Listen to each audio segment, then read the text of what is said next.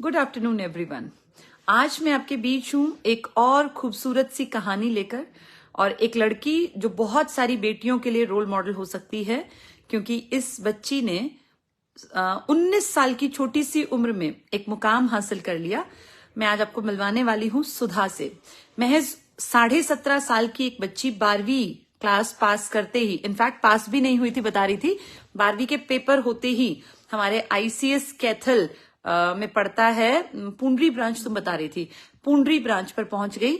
और उसके मन में ये सपना कहां से जागा, उसकी एक फ्रेंड थी, उसकी सिस्टर हमारे पास पढ़ती थी एप्लीकेशन पर, तो वो ऐप पे पढ़ती तो किताबों की जरूरत पड़ती थी, क्योंकि हम टीचर्स किताबों का इस्तेमाल करते हैं, मैं तो खासकर किताब से पढ़ाती हूँ। तो बच्ची अपनी किताब लेने के लिए अपनी छोटी सिस्टर को भेजती थी कि तू जाके मेरी किताबें ले आ, और वो सुधा की फ्रेंड थी। तो सुधा का कई बार स्कूल टाइम पे हमारे सेंटर में, हमारी ब्रांच में जाना हुआ। तो सुधा वहां ब्रांच में जब गई तो सुधा को फील हुआ कि मुझे भी ऐसे पढ़ के देखना चाहिए। 12th के पेपर होते ही सुधा हमारे पास आ गई। इसने ट्रायल क्लास ली, डेमो क्लास ली, और उसी दिन से सुधा के मन में आया कि मैं सही जगह पे हूं, मुझे पढ़ना चाहिए।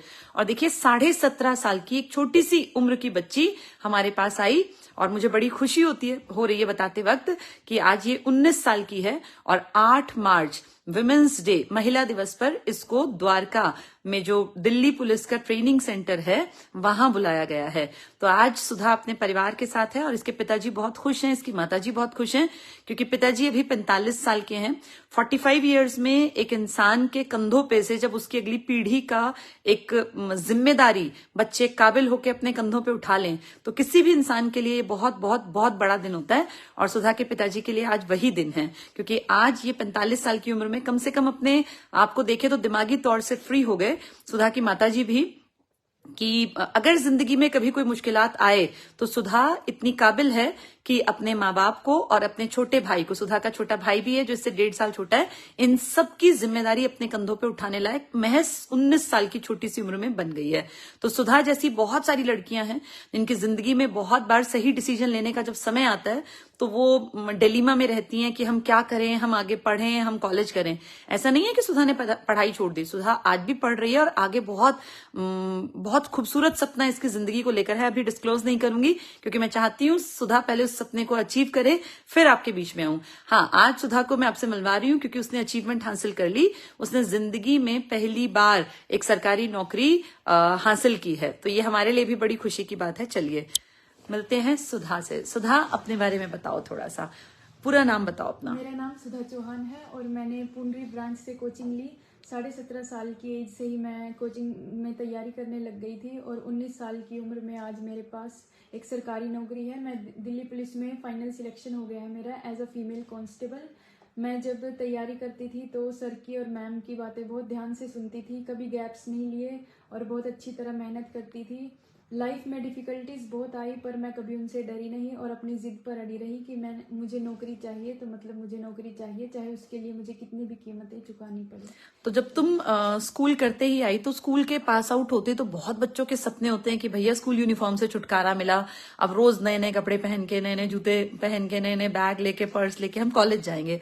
क्या तुम्हारे मन में कभी नहीं आया ऐसा सुधा? नहीं मैम, जिम्मेदारियां मतलब टाइम से पहले समझ गई थी मैं। इसका क्या कारण रहा? जैसे कई बार मैं सोचती हूँ कि अच्छे संस्कार के क्या पाठ पढ़ाने पड़ते हैं, बच्चे खुद ही सीख जाते हैं। तुम क्या मानती हो? नहीं मैम, पापा के साथ जो लाइफ में पहले हुआ तो वो हमारे साथ डिस्कस, तुम्हारे पिताजी ने बड़ा स्ट्रगल किया। हाँ जी मैम, तो वो डिस्कस करते रहते थे, तो मैं सोचती थी कि जितनी भी उन्होंने तकलीफ या सेक्रीफाइसेस हमारे लिए किए, तो मैंने आज तक उनके लिए कभी कुछ नहीं किया था, तो सोचती थी कि कभी उनकी खुशी का रीज़न मैं बनूं। तो जब मेरा फाइनल सिलेक्शन हुआ तो उनकी लाइफ में सबसे ज़्यादा खुशी का दिन वही था, तो मुझे बहुत खुशी हुई, और इसी वजह से कि अपने मम्मी पापा को मैं प्राउड फील करवाऊं, इस वजह से मैं तैयारी करती हूँ। बहुत बहुत अच्छा लगा। और सुधा, तुम जैसी बेटियां हो तो हम फक्र से कह सकते हैं कि बेटियां बोझ नहीं हैं, क्योंकि तुम वो बेटी हो जिसने 17.5 साल की छोटी सी उम्र में अपने फैमिली के एक रिस्पॉन्सिबिलिटी को फील किया। और तुम्हारे पास भी ऑप्शन था, बहुत सारी लड़कियां गलत रास्ते पकड़ लेती हैं, लेकिन तुमने सोचा कि मुझे अपने पिताजी का एक दिन आदर कराना है, मान कराना है समाज में, और भगवान ने वो दिन तुम्हें दिया क्योंकि तुमने मेहनत की, मेहनत के बलबूते तुम यहां तक पहुंची। चलो मुलाकात करते हैं सुधा की माता जी के साथ। आपका शुभ नाम?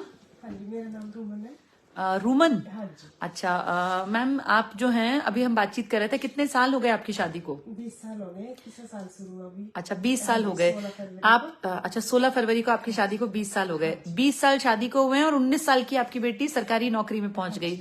आपको कितनी खुशी है इस बात बहुत की? ज्यादा खुशी है। आप सोचती थी आपकी बेटी, जो आपके परिवार में कितने लोग थे गवर्नमेंट जॉब में? नहीं, अभी कोई नहीं था हमारे उसमें। अच्छा, आपके घर में कोई नहीं है। ये पहली बेटी है जो पूरे परिवार में, खानदान में गवर्नमेंट जॉब तक पहुंची है। इतनी छोटी सी उम्र में आपकी बेटी इतनी समझदार है, कैसा महसूस करती हैं आप? बहुत अच्छा है, इसने कभी भी ऐसा मौका नहीं दिया कि हम इसको बैठ के समझाएं या कुछ बताएं इसको। कभी किसी बात की जिद नहीं की, बस अपने दिमाग से ही चलती रही। पता नहीं भगवान ने कहाँ से इसको इतना दिमाग दिया है। एक्चुअली भगवान कहीं से नहीं देते, भगवान माँ बाप को साधन बनाते हैं। आपकी जिंदगी से इसने बहुत कुछ सीखा। आप एक बेहतरीन माँ हैं क्योंकि आपने एक अच्छी बेटी को, देखिए माँ जो है ना वो अपना कहीं ना कहीं परछाई बेटी पे छोड़ती है। और सुधा हमारे सामने एक एग्जाम्पल है।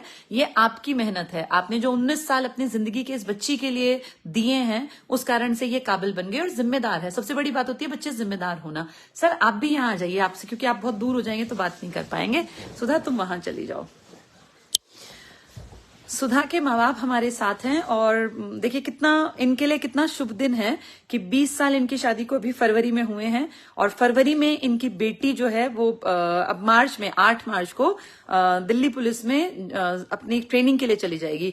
किसी भी माँ बाप की ये दिली इच्छा होती है कि वो जैसे जैसे उनकी उम्र बढ़े और बुढ़ापे तक वो पहुंचे, उससे पहले उनकी अगली पीढ़ी दमदार हो, उनकी अगली पीढ़ी काबिल हो, ताकि वो अपने कंधों की उस जिम्मेदारी को जो वो फील कर रहे होते हैं। जब बच्चे जन्म लेते हैं तो एक माँ बाप के ऊपर बहुत सारी जिम्मेदारी आ जाती है। उनका पालन पोषण करना, खिलाना पिलाना, पालना पोसना, बड़े करना, अच्छे संस्कार भरना। तो माँ बाप का एक तरह का ना ये प्रोजेक्ट है, मैं ऐसा मानती हूँ। माँ बाप के लिए एक प्रोजेक्ट होता है और ये प्रोजेक्ट कोई 1-2 दिन